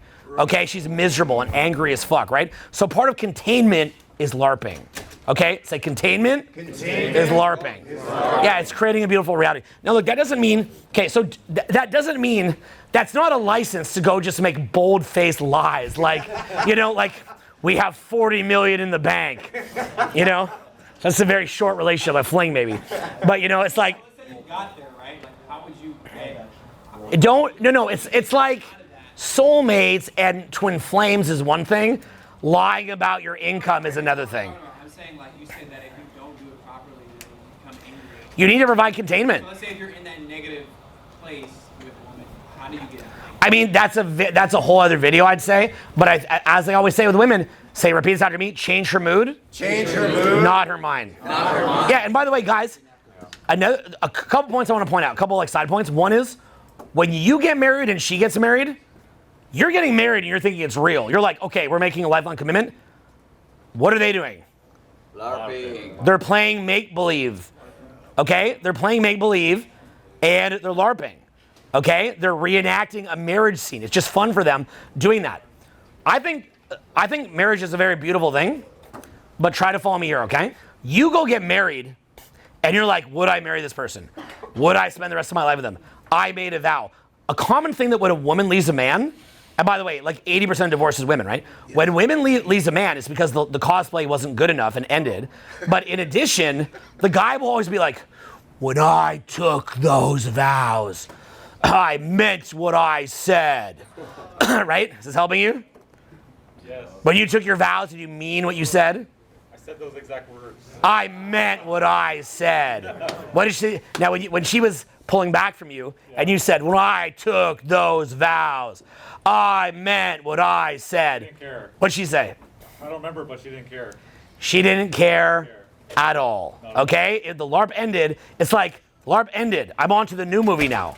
I'm out of your reality tunnel. I'm in the new reality tunnel. Why is this weird invader from the old reality tunnel entering the new reality tunnel? It's like you're trying to watch a new Chris Nolan movie and a fucking Smurf from your childhood comes back and demands you come back and watch the Smurfs. She's on to the next, right? She's out of that tunnel. So guys take that shit way too serious. You could do, check the laws in your local cities. You could reenact a marriage, but it's not doing anything, okay? It's a LARP. So keep that in mind, okay? It's a LARP. Try to understand that. It's all playful, okay? You have the best dick. You're the best guy in the world. Like, she's the most beautiful girl in the world. Your sex is the best. You are soulmates. She's gonna dance in a toga, with a hot dog, okay? Same thing. I remember I had an ex who I love dearly, so I'm not trying to dog her because I love her to death. But I remember this, if anything, I'm clowning myself here. I'm purely clowning myself. But I think I spent on travel on her maybe, I don't know, 2-3 million probably in travel. Yeah. And I remember we went everywhere. She had a great time, I had a great time. I love her to death. I'm not like complaining. I'm just sharing my feelings. She probably liked that. Share my feelings, baby. So, sharing my heart, okay? So, anyway, so I remember we broke up. We have a mutual friend. And he mentioned that with her new guy, she's like, my new guy, he drove me around Malibu, which is like just like kind of like a beachfront suburb of LA. He drove me around Malibu and we sang a song. And I was like, again, much like you, like, when I took those vows, I meant what I said, okay? And the girl's like, we're LARPing, like, why are you being weird? Well, in the same way, I mean, that is how they look at you, right? Is that not how they look at you? Like, have you guys ever had a girl who, like, you guys told each other you're soulmates, and then the girl leaves you, and you're like, bitch, you said we're fucking soulmates. You said that we knew each other from past lives and shit. I had a girl that dumped me who told me we knew each other from all these past lives, and I actually was dumb enough to say this when I was younger. I'm like, you said we knew each other from past lives. She goes, no, but we could also, because we are soulmates, we could be with different people in this life. That's how she justified the hypergamy. What? Yeah. Yeah, because it kind of kept the LARP going, right? But, yeah. So, yeah. Yeah. So then, yeah, but it makes sense to her. So, okay, so then from there, because she's emotionally regulating herself for the babies. So then, okay, so watch this. So anyway, so I realized, I was like, oh, wait a minute. See, I was dumb. I thought that the 2 million in the objective reality that we traveled would be worth more than a trip to Malibu. But if I'm on the trip and I'm trying to get videos and I'm stressing over work, but okay, and then we go all the way to Montana, but I'm not singing, but the other guy only goes to Malibu, but he sings, who's the better LARPer? The other guy. The other guy. Do you think she cares? Like, objectively speaking, the Grand Teton Mountains in Wyoming have a larger spike on them than the Malibu Mountains. I do care. Can I be honest with you? I'm not joking. I drove to motherfucking Wyoming because I want to see that spike. Okay? You ever see the Grand Tetons? They're very spiky. Tetons. The word Teton actually was because French people named it giant tits. So the joke you thought was real. Woo! Okay? Yeah, it's actually called the giant tits. Look them up, the Grand Teton Mountains. They're beautiful. It's a giant spike. So to me, I'm like, bitch, we just drove and spent tens of thousands to see the giant tit mountains. Was I stressed? Yes. But we got here. I got you here. And that's got to mean something. When I told you I'd get you there, I meant it. Okay? And the funny thing is, if I told you guys I'm going to take you to the Grand Tetons, okay? And I was kind of angry the whole way there, but I got us there. We saw those fucking titties. Okay? You'd be okay with it, right? Because we achieved the goal. Right? Logical. We achieved the goal. I want to see it. I made a plan. I got it. But for the girl, it's like, did you sing on the way there? Were you the fantasy on the way there, right? What were you saying on the way there? Has very little to do with that you actually got there, okay? It's like my son Tristan. I try to hike to the top of the hill in Runyon, in LA, Runyon Canyon, because I want to fucking just get my heart rate up, right? So I'm trying to blast my way to the top. What's Tristan want to do? He'll skip the whole way, and then he'll keep stopping to pull a little dandelion up, and he'll blow it. Then he'll skip a bit more. Then he'll pull up a rock. He'll throw. That's how women want to be. But the gift that women give to men is that if it wasn't for women, we would spend our whole life smashing up and down the hill. But what are we even moving towards if we can't have fun? Yeah. Why even go up and down the damn hill if we can't have fun? Yeah. You see that? Yeah. So actually, women's LARPing is a gift because it gets you to have a better perspective. And because, okay, so you become this like raider empire builder, goes and, takes over the whole world, but you didn't even enjoy it. Why'd you do it? That's why women view men as weak. Do you guys see this? Yes. They view men as weak because they're not strong enough to self-generate their own emotions. And so they're very needy for accomplishment to be okay with themselves. They're very needy for validation. They're very needy for accomplishment. They're not generators. They can't generate their own emotion.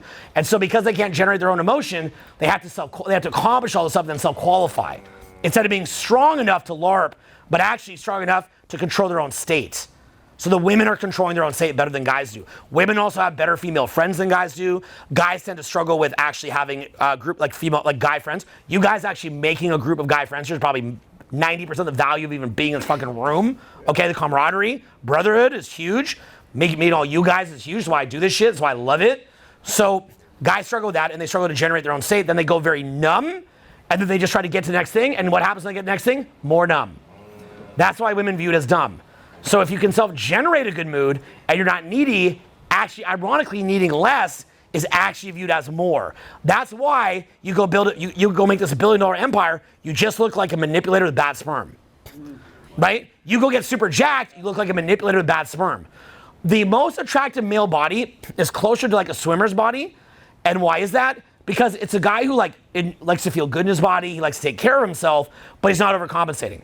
The right amount of money for a woman's ideal amount of money for her mate is probably like 80 to 120K, where he can pay the bills and you're not in abject poverty, but it's not dominating his thoughts all the time, and he can sing on the way to Malibu. Okay? Look, Tom Brady won all the Super Bowls. What'd Giselle do? She went to the broke trainer, the broke jiu-jitsu instructor. He's a grown man who's a jiu-jitsu instructor. A grown man. He teaches jiu-jitsu. Okay? But I guarantee you that guy knows how to LARP. Okay? That guy knows how to get in her mind. He knows how to get in her fucking soul. So guys hear this shit and it pisses them off. They're like, no, I should be recognized for my accomplishments. Yeah, by other guys. I'll recognize your accomplishments. Why is that not enough? The other guys here will recognize your accomplishments. Why is that not enough? You recognize your own accomplishment. God recognizes your own accomplishment. I personally think that's enough. I don't think that you need, I really don't think that you need that much more than that, guys. I really don't. So like what I'd say to you here also, guys, is it's actually very masculine in a different way that you're not thinking about. Why is it masculine? Say the word cause. Cause. Not the effect. Not the effect. And generating emotion. The most direct way. And the most potent way. That's the truth. It's the most potent way, the most direct way. Right? Generating state is the most direct way. If you had this down, your wife would probably come back. Because you'd be infusing her with energy. Okay? That'd be a huge. So I want you to learn this stuff, okay? And by the way, when I teach this stuff, we do the theory here, but I really teach you out there. I'll take you out, and you'll see me doing this everywhere. And that's why I'm kind of a charmer. Everywhere I go, look, I know how to use my voice. I know how to use status. I know how to be at the cause, not the effect in the environment. And I know how to generate emotions. As a result of that, I have attention everywhere that I go. Look, I like a lot of the red pill stuff. They have a lot of good advice, but I think they really ignore charm. Say these words: charm, emotional awareness, social intelligence, relating to people, vibes. Yeah, I think, rhythm, flow. They ignore a lot of that. Like, they actually do. They really do ignore a lot of that stuff. And so this whole thing of like, oh, have the Lambo and the muscles, that's a very guy version of hypergamy. That's called hypergamy for guys. It's not that women don't like it. They think it's cool, but not if it's done for compensation, right? Not if it's done for compensation. And I can even show you like some of the things that I'd say are good. Okay, guys, let me just read some notes here I took. Man's, under a patriarchy, what's attractive? Consistently reliability, investment in her, devotion, paying for her, putting her first, and building a nest. Under a matriarchal society, it's more about popularity, willingness to walk away, because that means you're popular, following your emotions. Money in matriarchy is overcompensation, putting yourself first so that you're popular, and has a lot of fun and can LARP. Okay, so skills that guys need to focus on, okay? Here's what I tell you. A lot of girls, kind of a bad side they do, is they will fleece guys who think we're under the old system. They find a guy who thinks we're under the old system. He's courting her and doing all this stuff, but then she'll still cheat on him with a guy who's more fun. Who's the guy she cheats on him with? Here's things that you'd focus on. Not that you want to have a girl cheat on someone with you, but it'll happen when you have charm. They just do it and they don't tell you. Better point is to meet someone fresh. Focus more on, say these words after me. Abundance. Say them loud too. Abundance. Non-neediness. Energy generator. Rhythm. Flow. Vibes. Being in state. Raising emotion. Humor. Present to the moment. Emanating good energy. Storytelling. Social intelligence. Emotional awareness. Things happening naturally. No expectation. Doing what feels good. Focusing on your own joy. 10 out of 10 self-acceptance. Being comfortable in your own skin. Cultivating a positive inner ecosystem. Inner balance and joy. Being popular. In real life. Being popular. On social media. Having status within a group. Having fun things to do. Having a cool style. Jokes and expressions imitations. Being too busy to be needy. And the ultimate LARP. Getting paid to exist. Okay? And for bonus points, say the word manifestation. Yeah. So that's more, a little bit, that's a little bit more where you want to be. And if you feel like you need to accomplish something, okay? Oh, I have to accomplish something to be able to do that? You're wrong. You don't need to accomplish anything to generate a good vibe. Yeah. You don't need to be you don't need to look at a certain level.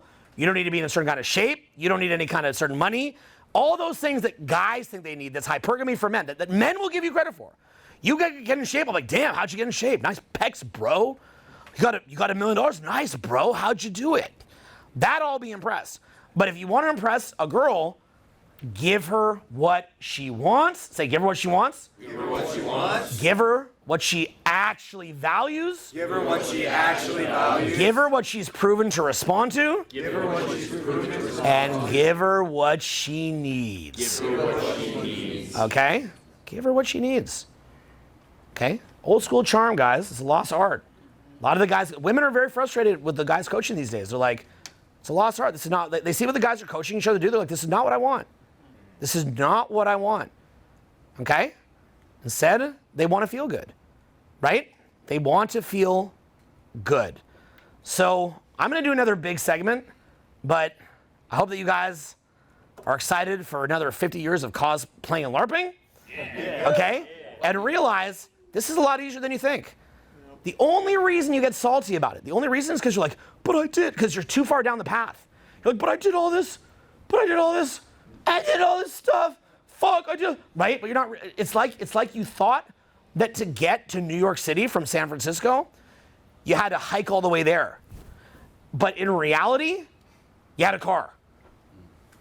But you're mad, you're halfway hiking with destroyed hiking shoes to the East Coast. And I'm going, there's a plane. You could have got in the plane. You see that? Yeah. Let me make a point too. Can I say something? Powerful lesson for you and a couple of you guys here. As the energy is coming to a close of the seminar, it's a very male trait to be like, one more question. I have one more question. I need to understand fully. That's true. It's a very, and I commend you for that. You want to learn. That's why you're asking. You want to learn, right? But do you see how there's another channel that I'm moving energy here? Yeah. That's what annoys women is when you don't get the vibe. It's annoying to them. Okay? So it's about getting, like even with what you did here, right? Where you're like we're trying to get the thing and you keep taking notes, right? I'm not trying to give you a hard time. It's like, enjoy the vibe. A woman wouldn't be like, I need to take notes. Right? She'd enjoy the vibe. Okay? So I understand that you've done a lot of this stuff to build up, thinking it's getting you somewhere. It did get you somewhere. Because who did you do all these great things for yourself for? Yourself. For you. Do you have value? Yes. You have value too, right? Yes. So guys say, I don't have to make money anymore? No. Make money for who? You. Because you're worth it. Why are you so, women get mad about this with men too. It's like, why do they have to go make money for me? Make money for you and for your joy and enjoy your life and bring me some good emotions. Do something that makes you happy and bring me a vibe. You see that? Bring me a vibe. Okay? So you're worth it. You want to get in shape? Get in shape for you and bring her a vibe. Don't do it from compensation. Don't do it from lack. Do it from wholeness. Do it from abundance. You have value and you're worth it. Then from there, meeting girls, again, see that? Watch that. But will it truly add, like as we land the plane of this beautiful experience together, will it bring us emotionally closer to where I'm taking us? Go for it. It reminds me of how women love the movie Titanic. Great. Okay, nice. Yeah, right? Exactly. So what I'm getting at here, guys, is, see, I thought that was kind of a cool point where guys don't get it, right? It's about the energy and the vibe. And the women feel it, and they live in it. Why? Because what's the point of life if it's just fucking all the time, right? So men build the structure, but women show us how to live in it and enjoy it. That's why many of the greatest lessons I ever had were from my exes. Greatest lessons I had. My girlfriend leaving me for a guy with, I mean, at this point, probably less than 1% of the amount of money I have. But showing me it didn't matter because he will sing a song. I could be mad about that, or I could take that as an education. Okay? And that's my point, is that that's what's valuable. Okay, guys? So bring the vibe. Thank you guys very much. I appreciate it.